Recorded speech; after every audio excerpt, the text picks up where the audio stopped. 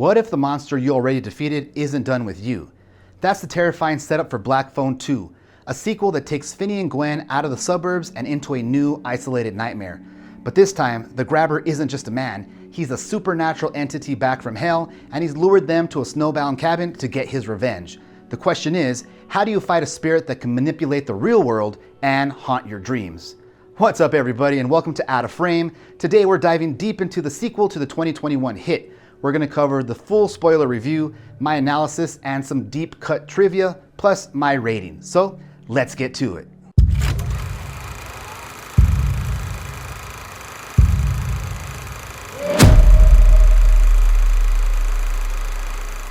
So the movie opens 4 years after the first film. Finney is still in high school along with Gwen, but Finney has definitely changed. You can tell he's channeling his trauma into anger. The movie opens with him fighting somebody and beating up a kid just because they kind of made fun of him for being one of the Grabber's victims. So during the first act, Gwen is having these intense recurring nightmares where there's 3 young boys in a snow-filled cabin. It's an isolated place called Camp Alpine, and she is convinced that her mom is trying to contact her from beyond. At this point, she doesn't know why, but she assumes it's to try to help these 3 young boys.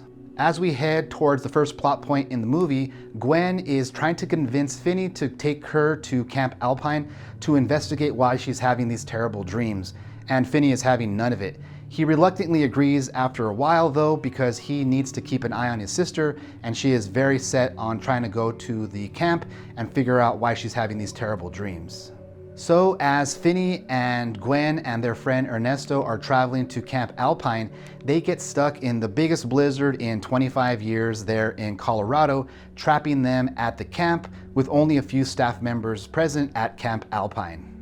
Now the Grabber doesn't make an appearance until halfway through Act 2, when Gwen has a vision or a dream and she realizes the horrifying truth that the Grabber has escaped from hell, and them coming to Camp Alpine was not an accident. He intentionally lured them there to get his revenge.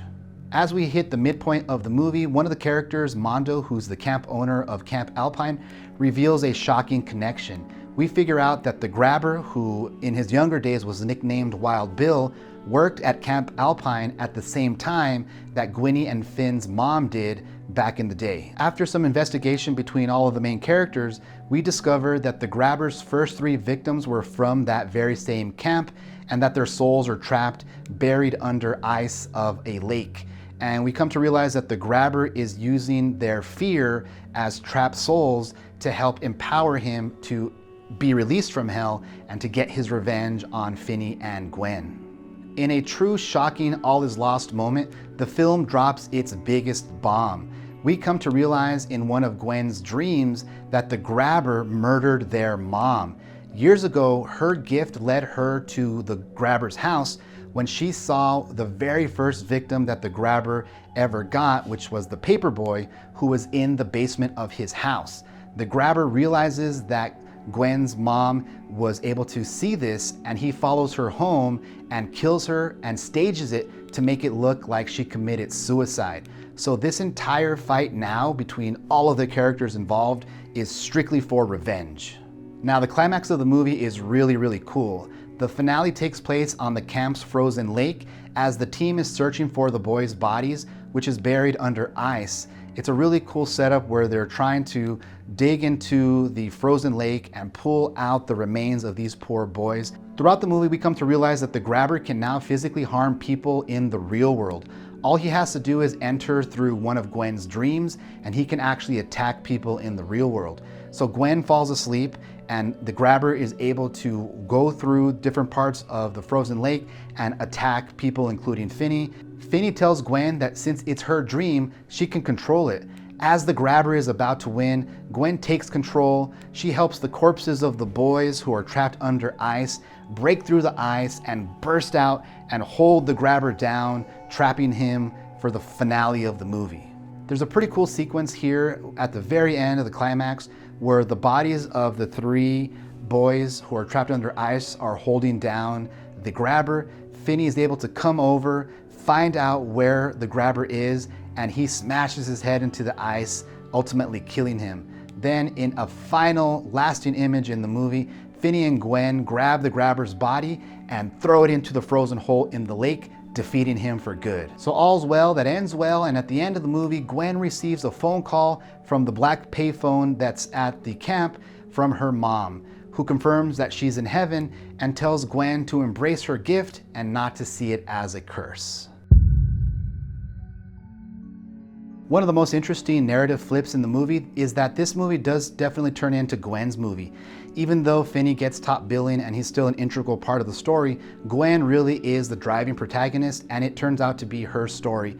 Finney is effectively her supporting character, and although he does finally kill the grabber to relieve his stress and to complete his arc, this story really is told from Gwen's point of view, so just be ready for that there is a little bit of a shift in terms of the main protagonist in the story.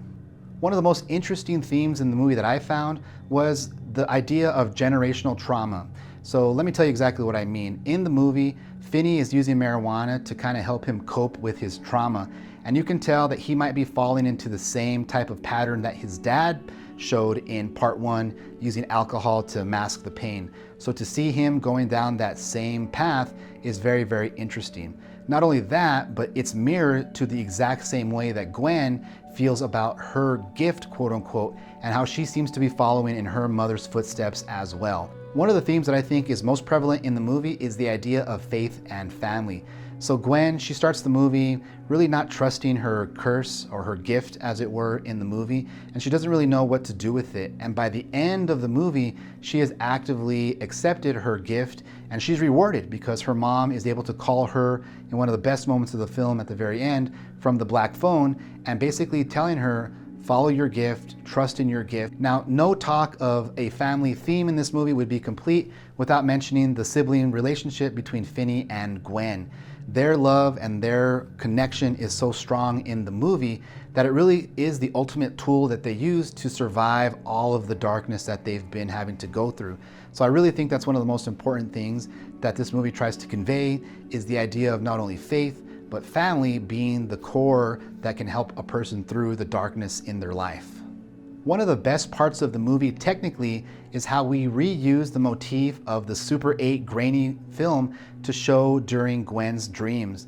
I really like how that aesthetic kind of differentiates the dream world from the real world, and the director Scott Derrickson does a really good job of intercutting between full crisp HD images of the real world and the grainy, terrifying dream world that is in Gwen's dream. I did like the cinematography of the movie. I liked the setting there in the snowbound mountains. It does create a genuine claustrophobic feel and a feeling that there really is no escape. So I really did appreciate that. My only note on this portion of the movie in terms of cinematography is that the green screen sections where they had these really extreme wide shots kind of showing the horizon and the vastness of the woods that they're in, to me just looked a little bit CGI, a little bit too fake, and it did pull me out of the movie a little bit, especially for some of the scenes where they're at the phone booth with the black phone during the day.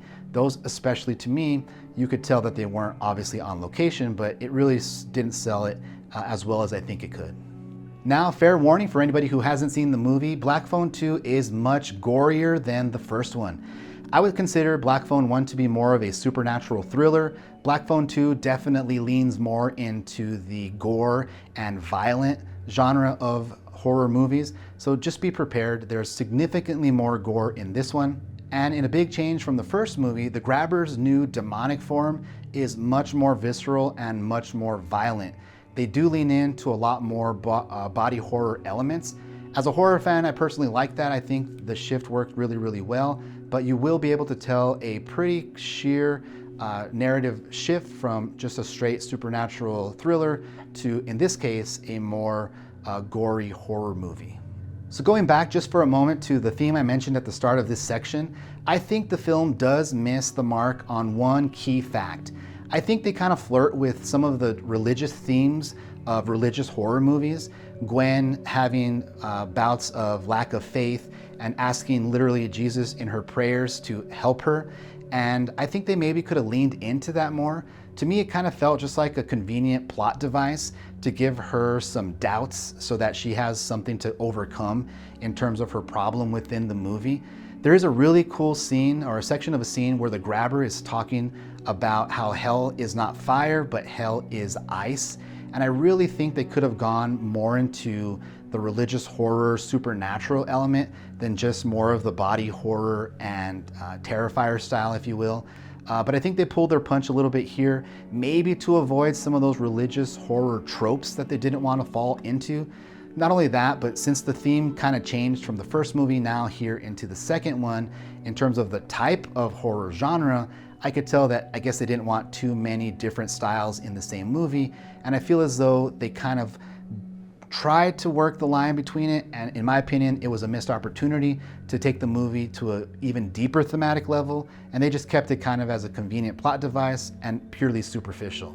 So I know there's been a lot of chatter online how many people are comparing this movie to other 80s influenced horror movies, specifically A Nightmare on Elm Street.